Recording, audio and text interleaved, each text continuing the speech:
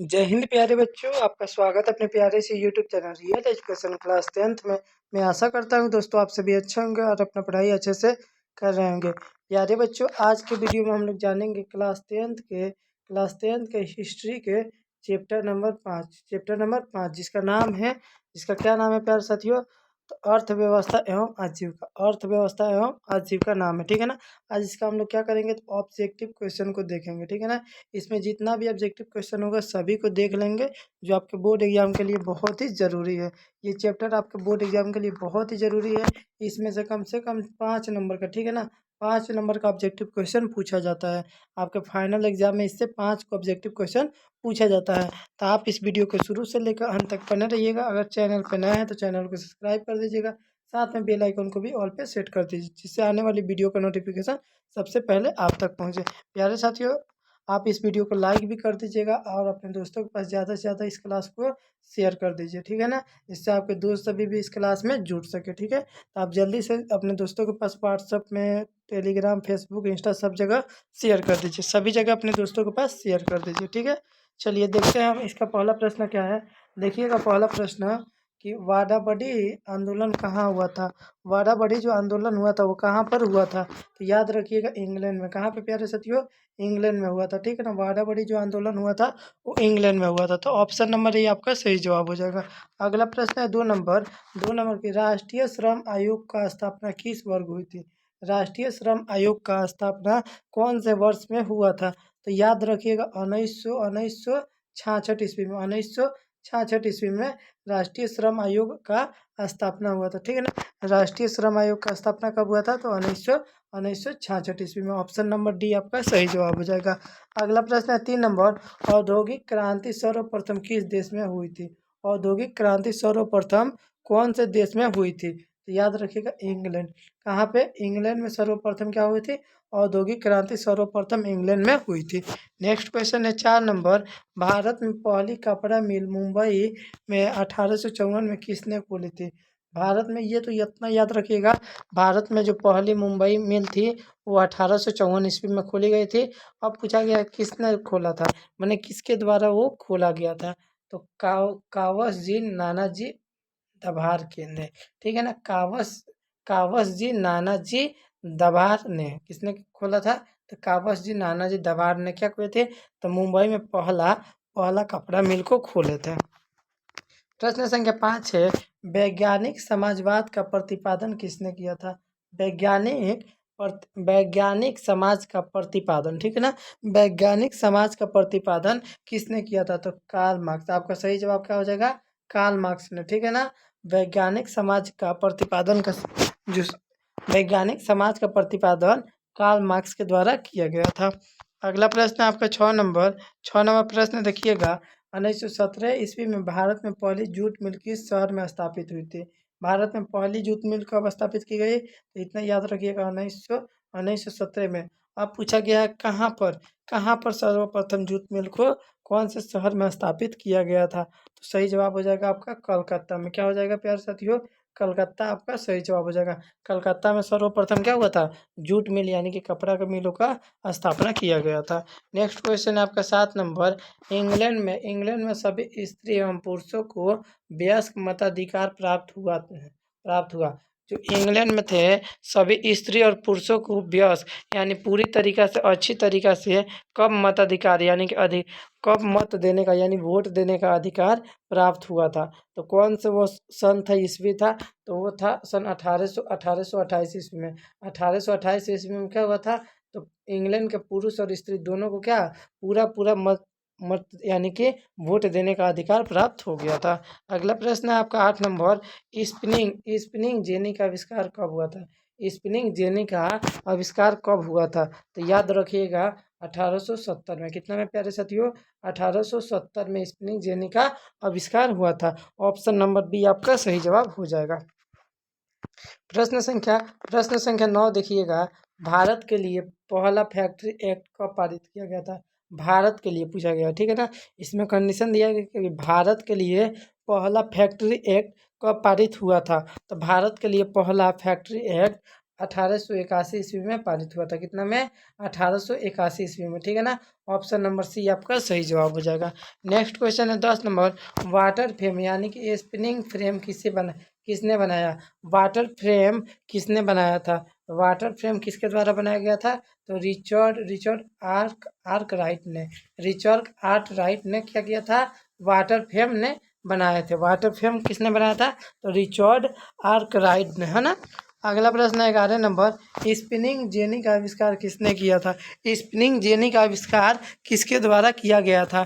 तो James Hargreaves, ठीक है ना, जेम्स हारग्रीव्स के द्वारा किया गया था। ऑप्शन नंबर सी आपका सही जवाब हो जाएगा।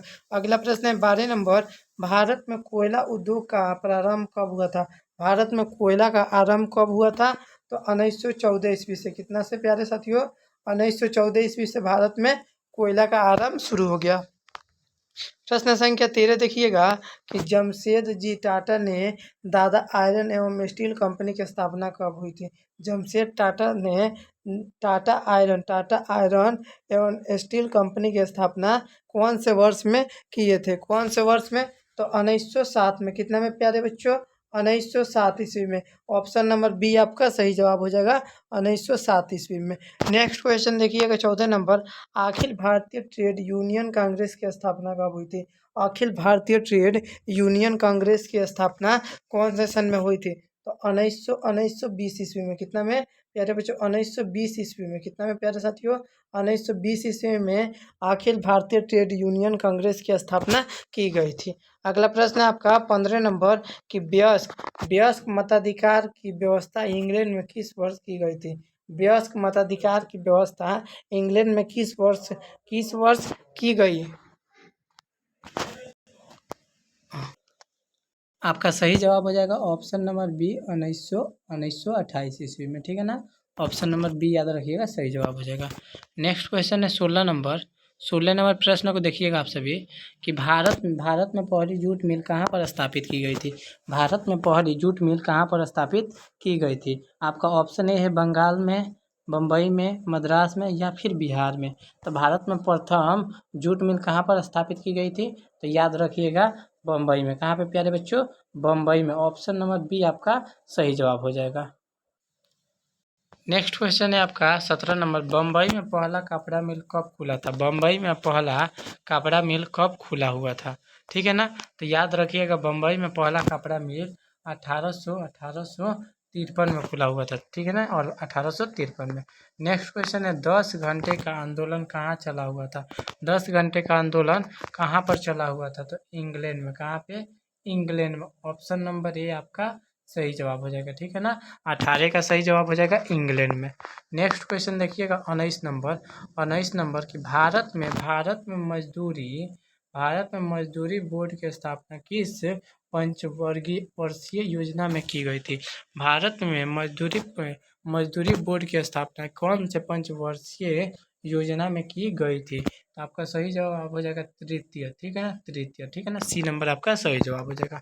अगला प्रश्न है 20 नंबर प्रश्न देखिएगा कि 1907 में जे एन टाटा भारत का पहला लौह और इस्पात यंत्र किस जगह स्थापित किए थे? किस जगह स्थापित किए? तो आपका सही जवाब क्या हो जाएगा? 20 का सही जवाब हो जाएगा जमशेदपुर। क्या हो जाएगा? जमशेदपुर। नेक्स्ट क्वेश्चन देखिएगा 21 नंबर क्वेश्चन देखिएगा, फ्लाइंग शटल मशीन का निर्माण किसने किया था? फ्लाइंग शटल मशीन का निर्माण किसने किया था? तो जॉन के ने कौन किए थे? तो जॉन के ने। ऑप्शन नंबर ए आपका सही जवाब हो जाएगा। अगला प्रश्न देखिएगा, अगला 22 नंबर प्रश्न है आपका, सब बहुत ही व्यापक प्रश्न है कि सेफ्टी लैंप का आविष्कार किसने किया था? सेफ्टी लैंप का आविष्कार किसने किया था? तो सेफ्टी लैंप का आविष्कार हम्फ्री डेवी ने किया था। कौन किए थे? तो हम्फ्री डेवी ने, ठीक है ना। ऑप्शन नंबर डी आपका सही जवाब हो जाएगा। 22 का सही जवाब क्या हो जाएगा? तो डी हो जाएगा, ठीक है ना। डी नंबर आपका एकदम 100% सही जवाब हो जाएगा। नेक्स्ट क्वेश्चन देखिएगा 23 नंबर, भारत में Tata hydro electronic power station की स्थापना कब हुई थी? भारत में Tata hydro electric power station की स्थापना कब हुई थी? तो आपका सही जवाब क्या हो जाएगा? 1900 कितना में? तो 10 ईस्वी में क्या हुई थी? भारत में Tata hydro electric power station की स्थापना हुई थी, ठीक है ना, 1910 ईस्वी में। कितना में? तो 1910 ईस्वी में हुई थी। चलिएगा नेक्स्ट क्वेश्चन है आपका 24 नंबर। इंग्लैंड में औद्योगिक क्रांति किस उद्योग से प्रारंभ हुई? इंग्लैंड में औद्योगिक जो क्रांति हुई थी वो क्यों, आखिर में क्या उसका उद्देश्य क्या था, आखिर में क्यों, हाँ उसको क्यों स्थापित किया गया या फिर क्यों प्रारंभ हुई, ठीक है ना। तो आपका सही जवाब हो जाएगा वस्त्र उद्योग से, ठीक है ना। वस्त्र यानी कि कपड़ों के उद्योग से वो क्या हुई, औद्योगिक क्रांति का उद्देश्य था। नेक्स्ट क्वेश्चन है 25 नंबर। कपास उठने की मशीन किसने बनाई थी? कपास उठने की जो मशीन थी वो किसने बनाई थी? तो इली हिवंटी ने क्या किए थे, कपास उठने की मशीन बनाए थे। ऑप्शन नंबर सी आपका सही जवाब हो जाएगा। 25 का राइट आंसर सी हो जाएगा। नेक्स्ट क्वेश्चन है 26 नंबर। निम्नलिखित में कौन औद्योगिक क्रांति का कारण नहीं था? औद्योगिक क्रांति का कारण नहीं है प्यारे बच्चों। तो निम्नलिखित में कौन जो है औद्योगिक क्रांति का कारण नहीं है? आपका ऑप्शन ए है धर्म सुधार आंदोलन, राजकीय संरक्षण, कृषि क्रांति या फिर वैज्ञानिक आविष्कार। तो निम्नलिखित में कौन औद्योगिक क्रांति का कारण नहीं है? तो औद्योगिक क्रांति का कारण कौन नहीं है? धर्म सुधार आंदोलन, ठीक है ना। धर्म सुधार जो आंदोलन है ये कौन सा, तो ये औद्योगिक क्रांति का कारण नहीं है, ठीक है। ऑप्शन नंबर ए याद रखिएगा, सही जवाब हो जाएगा। अगला प्रश्न है 27 नंबर। जल शक्ति से चलने वाले पावर लूम का निर्माण किसने किया था? जो जल शक्ति से चलता है वो पावर लूम का आविष्कार कौन किए थे, ठीक है ना। पावर लूम का आविष्कार कौन किए थे? जेम्स हार्विल्ज ने या फिर कॉम्प्टन ने, रिचर्ड आर्कराइट ने एंड मड काइटराइट ने। तो जल शक्ति से चलने वाले पावर लूम का निर्माण किसने किया था? तो याद रखिएगा आपका सही जवाब हो जाएगा एडमंड कार्टराइट ने क्या किया था, जल शक्ति से चलने वाले पावर लूम का आविष्कार किया था। अगला प्रश्न है 28 नंबर।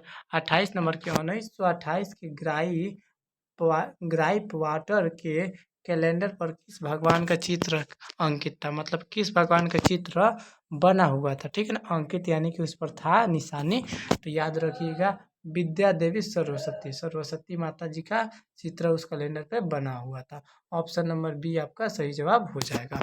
प्रश्न संख्या 29 है कि पहला वाष्प इंजन किसने बनाया? पहला वाष्प इंजन किसने बनाया था? तो पहला वाष्प इंजन किसने बनाया था? टॉमस न्यूट्रॉन ने, जेम्स वाट ने, जॉर्ज स्टीफेंसन ने या फिर रॉबर्ट फुल्टन ने।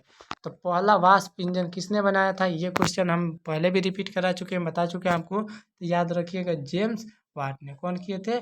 जेम्स वाट ने सबसे पहला क्या वाष्प इंजन का आविष्कार किए थे। ऑप्शन नंबर बी आपका सही जवाब हो जाएगा।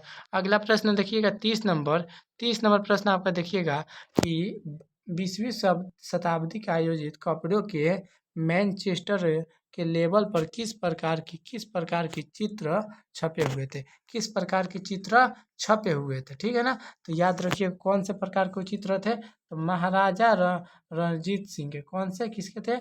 महाराजा जो रणजीत सिंह थे उन्हीं के चित्र उस पर अंकित हुए थे, यानी कि छपे हुए थे, ठीक है ना। नेक्स्ट क्वेश्चन देखिएगा। अगला प्रश्न आपका है 31 नंबर। लोहा गलाने की प्रक्रिया की खोज किसने की? लोहा गलाने वाली मशीन की प्रक्रिया की खोज किसने किया था? तो लोहा गलाने वाले मशीन की जो खोज किए थे वो अब्राहम डर्बी ने किए थे, ठीक है ना। लोहा गलाने वाला मशीन का खोज किसने किया था? तो अब्राहम डर्बी ने किया था। अगला प्रश्न आपका 32 नंबर। निम्नलिखित में से किस कारण से सबसे अधिक इंग्लैंड में औद्योगिक क्रांति को बढ़ावा दिया? तो याद रखिएगा किसके कारण से। तो याद रखिएगा आपका सही जवाब हो जाएगा उद्योगों की राजकीय संरक्षण की व्यवस्था से, ठीक है ना। ऑप्शन नंबर डी आपका सही जवाब हो जाएगा। प्रश्न संख्या 33 है। 33 देखिएगा। AITUC का प्रथम अध्यक्ष किसने बनाया गया था? किसे बनाया गया था? AITUC का प्रथम अध्यक्ष किसे बनाया गया था? तो आपका सही जवाब हो जाएगा लाला लाजपत राय को। किसको बनाया गया था? तो लाला लाजपत राय को AITUC का प्रथम अध्यक्ष बनाया गया था, ठीक है ना। तो आपका ऑप्शन नंबर बी सही जवाब हो जाएगा। प्यारे साथियों ये आपका 33 ऑब्जेक्टिव क्वेश्चन था, ठीक है ना। 33 हिस्ट्री के चैप्टर नंबर 5 का ऑब्जेक्टिव क्वेश्चन थे। अर्थव्यवस्था और आजीविका के ये सभी ऑब्जेक्टिव क्वेश्चन थे जो आपके बोर्ड एग्जाम में इनमें से कम 5 ऑब्जेक्टिव क्वेश्चन एकदम 100% गारंटी है कि आएंगे तो आएंगे, ठीक है ना। देखिए हर एक चैप्टर से 4-5 नंबर का ऑब्जेक्टिव क्वेश्चन पूछा जाता है, तो इससे भी हर एक एकदम है कि ऑब्वियसली बात है कि 4-5 नंबर का ऑब्जेक्टिव क्वेश्चन पूछा जाएगा, ठीक है ना। तो इसीलिए हम सोचे कि आपको इसका वीडियो करा देना चाहिए। ये कोई भारी चैप्टर नहीं है, ठीक है ना। लगभग इसमें 30-35 ऑब्जेक्टिव क्वेश्चन थे, ठीक है ना। 30 प्लस मानिए ऑब्जेक्टिव क्वेश्चन था, आपको याद करने में कितना, ये वीडियो 15 मिनट का, ठीक है ना। 15 मिनट का ये वीडियो बना, 15 मिनट में आप 5 नंबर क्या कर लिए, अपना बढ़ा लिए, ठीक है ना। 15 मिनट में आपका 5 नंबर क्या हो गया, बढ़ गया। अगर आप इसको अच्छा से प्रॉपर ध्यान से अगर वीडियो को देखे होंगे और प्रश्नों को याद किए होंगे तो आपका 5 नंबर आने से कोई नहीं रोक सकता, ठीक है ना। 5 नंबर ज़्यादा मतलब बढ़ सकता है, ठीक है ना। अगर आप अच्छा से किए होंगे तो क्या 5 नंबर आपको आसानी से मिल जाएगा। तो इसका देखिए हिस्ट्री का क्या हुआ था ना, बहुत दिनों के बाद ये आज क्लास हुआ, ठीक है ना। तो आप सभी अपने दोस्तों के पास ज़्यादा से ज़्यादा इसको शेयर कीजिएगा, ठीक है ना। इस वीडियो को लाइक कीजिएगा, अगर चैनल पर नए होंगे तो चैनल को सब्सक्राइब कीजिएगा। मिलते हैं एक नए वीडियो में, तब तक के लिए जय हिंद जय भारत।